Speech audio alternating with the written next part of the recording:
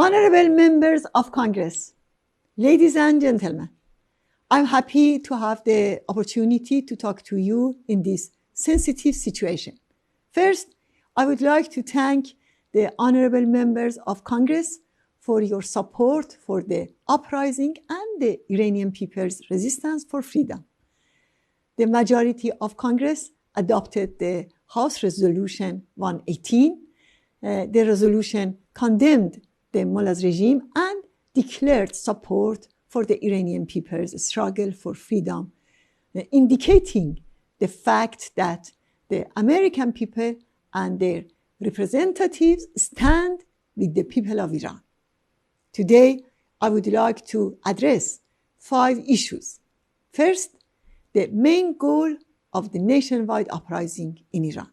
Second, the role of women in the uprising. Third, the fact that the protests are organized. Fourth, the prospects. And fifth, the role of the international community. First, the nationwide uprising. The nationwide protests in Iran have continued for 5 weeks and expanded to 194 cities despite brutal suppression. The people's main demand is best reflected in their chants in the streets. Death to the dictator and death to Khamenei. They want the regime's overthrow in its entirety. People in the streets have clearly declared their opposition to all forms of dictatorship by their chants of death to the oppressor, be it the Shah or Khamenei.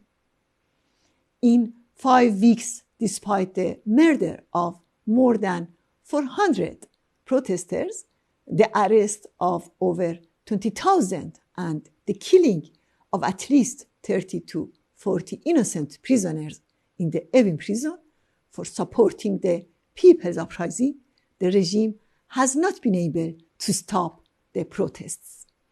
The wall of fear in society has cracked. The second topic concerns women's role. Women play a leading role in the present uprising. Women's courage and leadership role did not emerge overnight, but they are rooted in the Iranian women's 40-year struggle against the regime.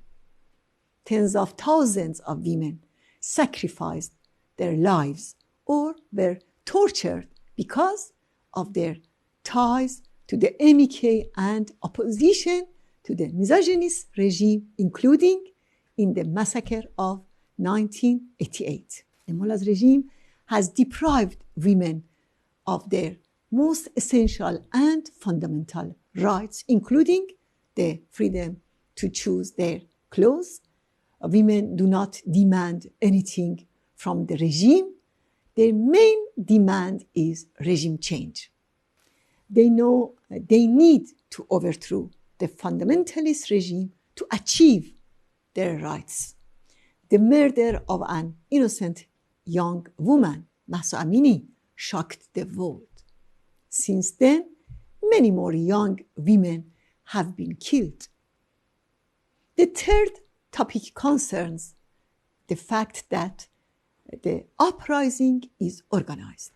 Today's protests in Iran are not without background and backing. Rather, they are rooted in the regime's failure to respond to the most fundamental needs of the Iranian people. These protests have roots in 4 decades of resistance against political and social suppression and the mullah's economic crisis. They rely on sacrifices of those who fought the regime. An organized resistance has led this struggle.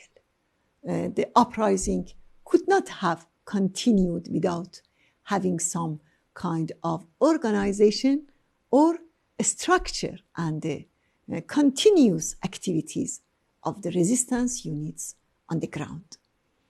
One of the special characters of the uprising is active participation of university and high school students, both boys and girls.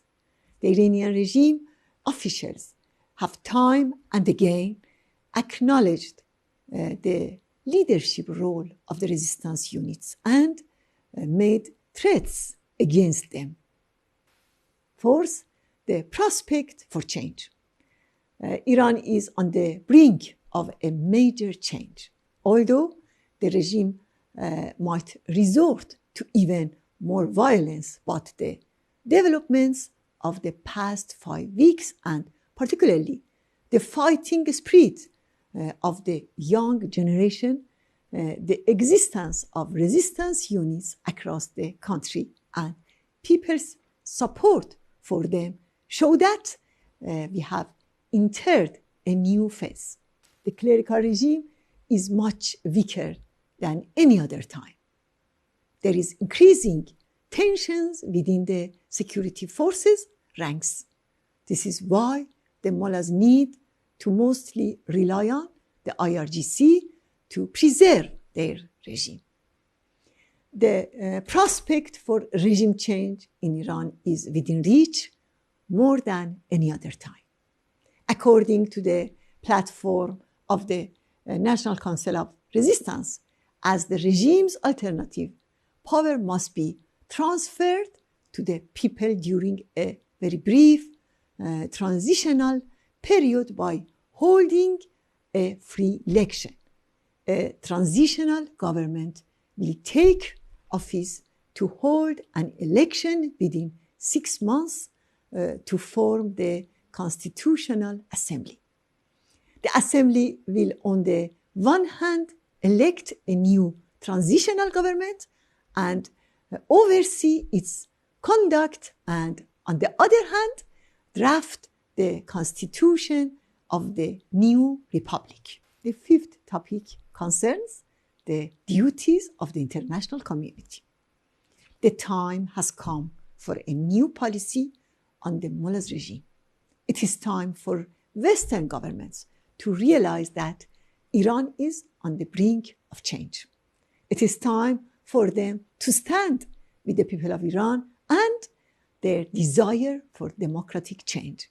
A democratic republic based on people's vote, gender equality, separation of religion and state, and a non-nuclear Iran. The Iranian people are every day at risk of attacks, killings, and arrests. They want to overthrow the religious fascism. The world must recognize the Iranian people's right to self-defense in the face of brutal suppression. A practical step would be to make sure that the people of Iran have free access to the internet. The Iranian people's democratic revolution will succeed. The Iranian people and resistance will always remember their friends in difficult times. Thank you all.